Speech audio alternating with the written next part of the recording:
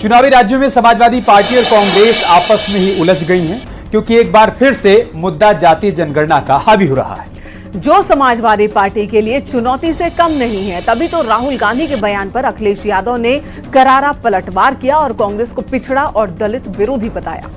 दरअसल राहुल गांधी ने कहा कि मध्य प्रदेश में कांग्रेस की सरकार आने पर सर्वे करवाएंगे, तो अखिलेश यादव ने पलटवार करते हुए कहा कि आजादी के बाद से सर्वे अब तक क्यों नहीं याद आया। आज जब मध्य प्रदेश में चुनाव हो रहा है तो आपको सर्वे की याद आ रही है। राहुल गांधी ने कहा कि एमपी में पहला कदम जातीय जनगणना का ही होगा, तो अखिलेश यादव ने कहा सरकार में रहते जातीय जनगणना क्यों नहीं हो पाई। जब राहुल गांधी ने जातीय जनगणना को समाज के लिए एक्सरे बताया तो अखिलेश यादव ने इसे कांग्रेस का चुनावी हथकंडा करार दिया। यानी एक बार फिर से बात घूम फिरकर जातीय जनगणना पर ही आ चुकी है और गठबंधन साथी ही अब आपस में उलझ चुके हैं। इसी पर आपको एक रिपोर्ट दिखाते हैं, कैसे राहुल गांधी और अखिलेश की लड़ाई के बीच बीजेपी ने खेल कर दिया। जैसे ही मध्य प्रदेश की सरकार आएगी, जनगणना सर्वे मध्य प्रदेश में, क्योंकि वो जानते हैं कि उनका ट्रेडिशनल वोट उनके पास नहीं है, इनका भविष्य ही खतरे में पड़ा हुआ है, इसलिए जातीय जनगणना की बात कर रहे हैं। इंडिया के अंदर आगे देखा जाएगा, लेकिन मैं ऐसा समझता हूँ तलाक हो गया। जनगणना की जंग में एक तरफ कांग्रेस है तो अब दूसरी तरफ अखिलेश। दोनों तरफ से हमले हो रहे हैं और निशाने पर भी अपने ही हैं, क्योंकि जब राहुल गांधी ने जातीय जनगणना को समाज का एक्सरे करार दिया तो अखिलेश यादव ने राहुल गांधी पर ही करारा वार कर दिया और कह दिया कांग्रेस ने आजादी के बाद जातीय जनगणना क्यों नहीं करवाई।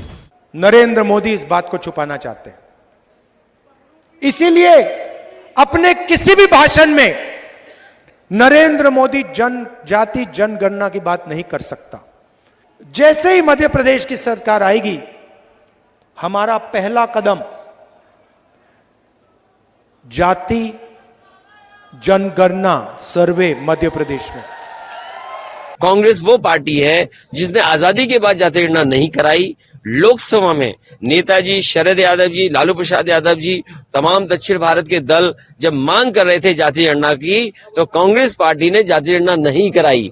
आज क्यों जातीय जनगणना कराना चाहते हैं? क्योंकि वो जानते हैं कि उनका ट्रेडिशनल वोट उनके पास नहीं है। वो पिछड़े दलित और आदिवासियों की तरफ देख रहे हैं।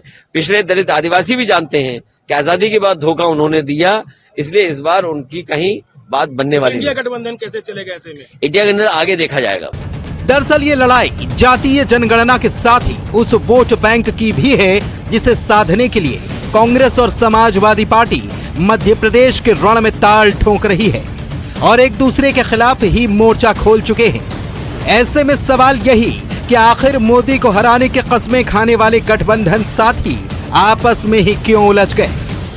राहुल गांधी और अखिलेश यादव भी जातीय जनगणना को लेकर आपस में एक दूसरे के खिलाफ बयानबाजी कर रहे हैं।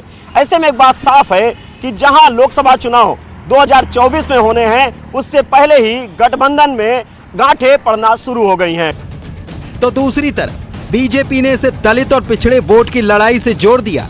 केशव मौर्य ने कहा कि कांग्रेस और सपा दोनों ओबीसी और दलित को ठगते रहे और दोनों की लड़ाई एक बार फिर उसी तरफ इशारा कर रही है। श्री अखिलेश यादव जी और श्री राहुल गांधी जी दोनों पिछड़ा वर्ग के विरोधी हैं, अनुसूचित वर्ग के विरोधी हैं, जनजाति वर्ग के विरोधी हैं, गरीब के विरोधी हैं। और यह जाति जनगणना की बात इनको आज क्यों याद आ रही है? क्योंकि आज ओबीसी समाज का व्यक्ति देश का प्रधानमंत्री है, एक गरीब माँ बाप का बेटा देश का प्रधानमंत्री है और मध्य प्रदेश में भी एक ओबीसी मुख्यमंत्री हैं।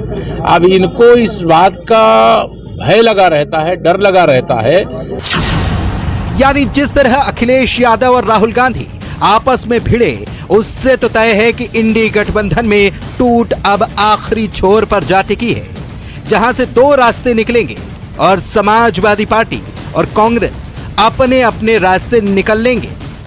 इंडी अलायंस के गठबंधन का आधार स्वार्थ है, न कि जनहित और राष्ट्रहित। और जब स्वार्थ के आधार पर गठबंधन होता है तो उसका हश्र वही होता है जो आजकल समाजवादी पार्टी और कांग्रेस के नेताओं के आपसी बयान से दिख रहा है। विधानसभा चुनाव के दरमियान इन दलों के बीच में सीट शेयरिंग को लेकर के खींचतान शुरू हुए हैं उससे इंडिया गठबंधन में दरार पड़ने शुरू हो गए हैं।